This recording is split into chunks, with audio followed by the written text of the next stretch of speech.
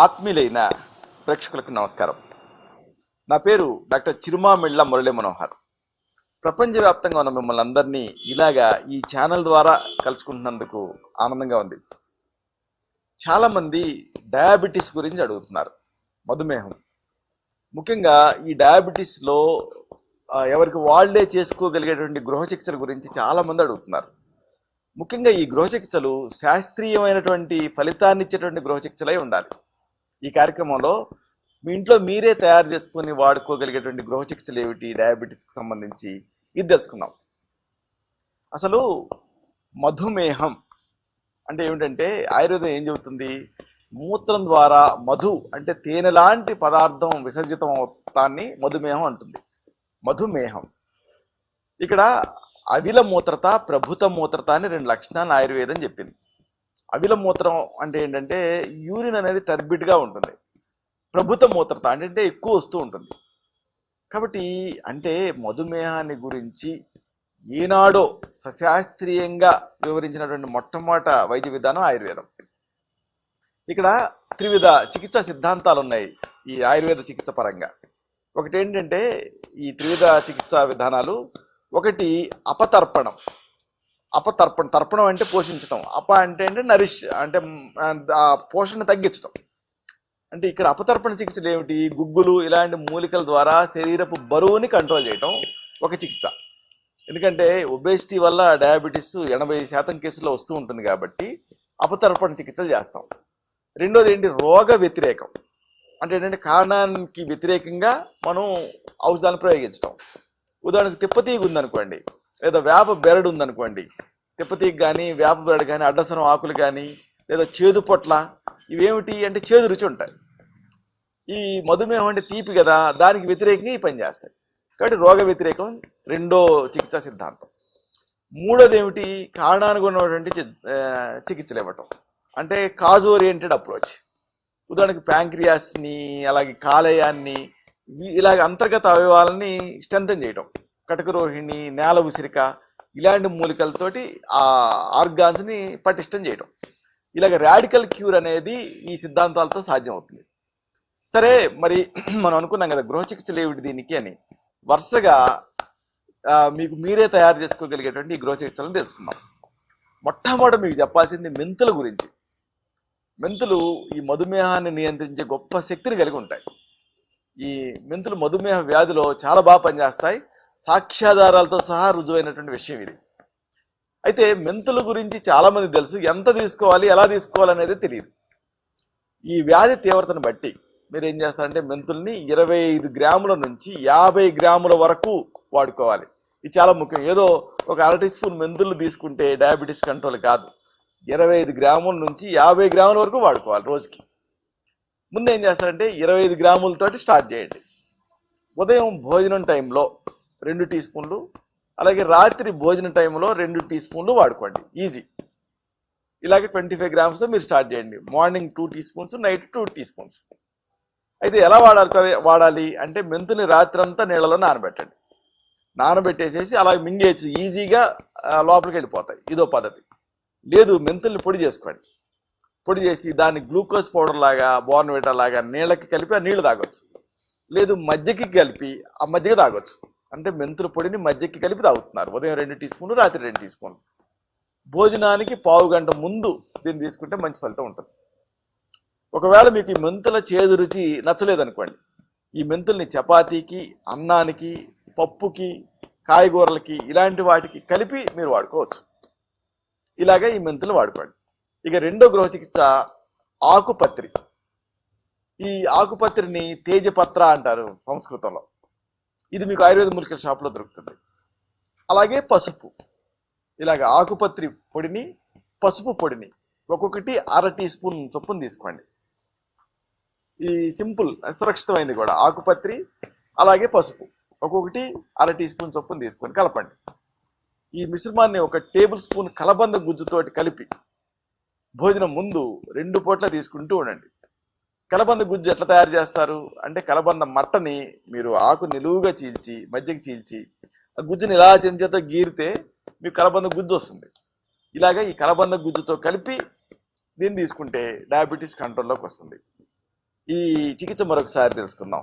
ఆకుపత్రి అంటే తేజపత్ర, దీని ఆకుల పొడిని, పసుపు పొడిని ఒక్కొక్కటి 1/2 టీ స్పూన్ చొప్పున తీసుకొని దీన్ని 1 టేబుల్ స్పూన్ కలబంద గుజ్జుకి కలపాలి. దీన్ని భోజనం ముందు, ఉదయం సాయంత్రం భోజనానికి ముందు 2 పూట్ల దీన్ని లోపలికి సేవిస్తూ ఉండాలి. దీంతో ఈ డయాబెటీస్ కంట్రోల్లోకి వస్తుంది. ఇక ఇలాంటిదే ఈ డయాబెటీస్ ని అదుపు చేసేటువంటి గొప్ప సహజ పదార్థం ఏంటంటే పసుపు. పసుపు బాగా కంట్రోల్ చేస్తుంది. మీరు నేరుగా పసుపుని తీసుకున్నా కానీ మంచి ఫలితం ఉంటుంది. ఫార్మా మార్కెట్లో మీకు ఖాళీ క్యాప్సూల్స్ దొరుకుతాయి. 00 సైజు తెచ్చుకోండి ఖాళీ క్యాప్సూల్స్. ఈ క్యాప్సూల్ తెరిచి ఈ పసుపుని కూరాలి. ఇలా మామూలు మనం చిన్నప్పుడు దీపావళికి సిసింద్రీలు తయారు చేసేటప్పుడు వాటిని కూరతామే, అలాగా పసుపును కూరి మళ్ళీ కవర్ పెట్టేసేసి ఆ క్యాప్సూల్ని నిల్వ చేసుకొని క్యాప్సూల్స్ని పూటకి 2 క్యాప్సూల్స్ చొప్పున 3 పూట్ల ఉదయం, మధ్యాహ్నం, రాత్రి ఇలాగ ఈ 2 చొప్పున వేసుకుంటూ ఉండాలి లోపలికి. దీంతో డయాబెటీస్ కంట్రోల్లోకి వస్తుంది. వేరే మందుల్ని క్రమంగా మీరు తగ్గించుకుంటూ రావచ్చు. ఇలాంటిదే మరొక చక్కని గృహ చికిత్స. కాకరకాయ రసం అలాగే వేపాకు రసం సమాన భాగాల కింద సిద్ధం చేసుకోండి. కాకరకాయ రసం ఎట్లా తయారు చేసుకుంటారంటే కాకరకాయల్ని కోసి గ్రైండర్లో వేసి గుజ్జు వస్తుంది కదా, దాన్ని పిండండి, కాకరకాయ రసం వస్తుంది. వేపాకులు కూడా అంతే, వేపాకులు ముద్ద చేసి పిండండి, రసం వస్తుంది. కాకరకాయ రసం ఎంత తీసుకున్నారో వేపాకుల రసం కూడా అంతే తీసుకోవాలి, సమాన భాగాలు తీసుకోవాలి. ఇప్పుడు ఈ మిశ్రమాన్ని మోతాదికి 2 టీ స్పూన్లు చొప్పున భోజనానికి అరగంట ముందు 2 పూట్ల తీసుకుంటూ ఉంటే డయాబెటీస్ కంట్రోల్లోకి వస్తుంది. ఇలాంటిదే మరొక మంచి గృహ చికిత్స. ఉసిరికాయ రసం అలాగే పచ్చి పసుపు కొమ్ము రసం సమంగా తీసుకోవాలి.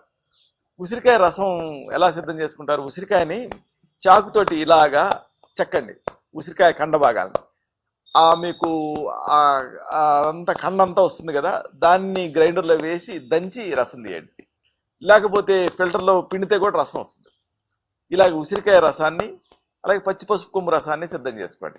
పచ్చి పసుపు అంటే మనం మామూలుగా పసుపు కొమ్ములు వాడుతున్నాం కదా, కానీ ఇవి అంతకంటే ముందు మీకు అల్లం కొమ్ముల్లాగా ఉంటాయి.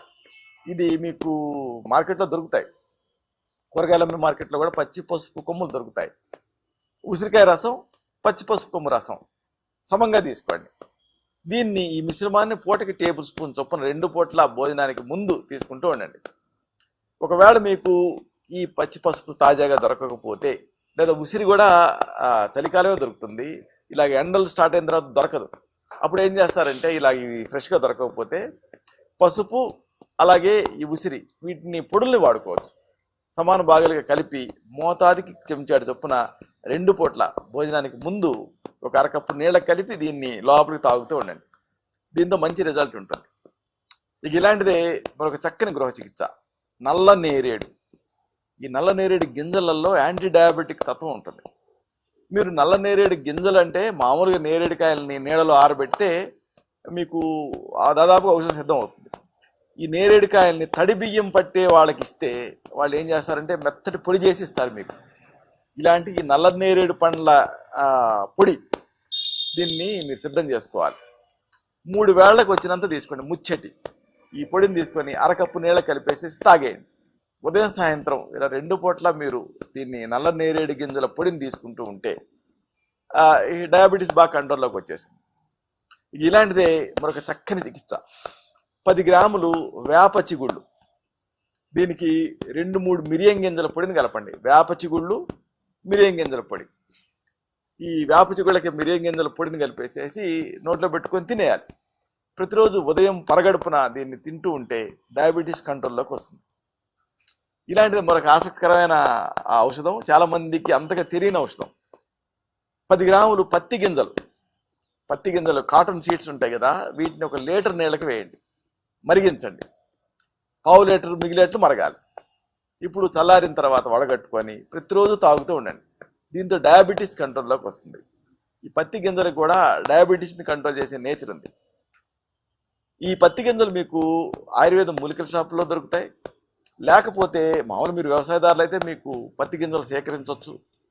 లేదు అంటే ఈ విత్తనాలు అమ్మేటువంటి షాపుల్లో దొరుకుతాయి.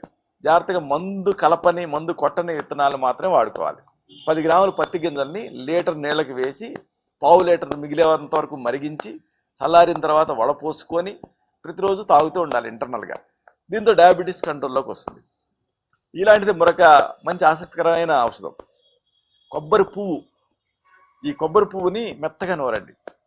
ఈ పేస్ట్ని పెరుగుకి కలిపి కర్డ్కి 30 గ్రాముల మోతాదుగా తీసుకుంటూ ఉండాలి. కొబ్బరి పువ్వు పేస్ట్ని పెరుగుకి కలిపి దాన్ని ఒక 30 గ్రామ్స్ మోతాదుగా తీసుకుంటూ ఉండాలి. దీంతో డయాబెటీస్ కంట్రోల్లోకి వస్తుంది. ఇవన్నీ సహజమైనటువంటి శాస్త్రీయమైన గృహ చికిత్సలు. ఒక్కొక్కసారి ఈ సమస్య అనేది గృహ చికిత్సల స్థాయిని మించి ఉంటుంది. అలాంటప్పుడు మీ నాడిని బట్టి, మీ తత్వాన్ని బట్టి మీకు మాత్రమే ప్రత్యేకమైన ఆయుర్వేద ఔషధాలు ప్రిస్క్రైబ్ చేయాల్సి ఉంటుంది.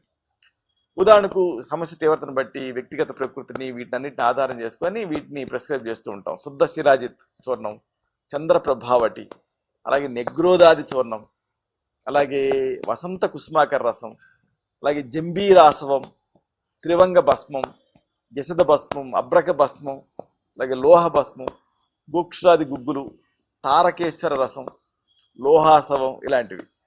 వీటిని ప్రిస్క్రైబ్ చేస్తే ఈ డయాబెటీస్ ఎఫెక్టివ్గా కంట్రోల్లోకి వస్తుంది. వీటిని ప్రిస్క్రైబ్ చేస్తూ మీరు వాడేటువంటి ప్రధానమైన ఔషధాన్ని ఉన్నట్టుండి ఆపకూడదు. క్రమంగా రిజల్ట్ని బట్టి ఆపాల్సి ఉంటుంది.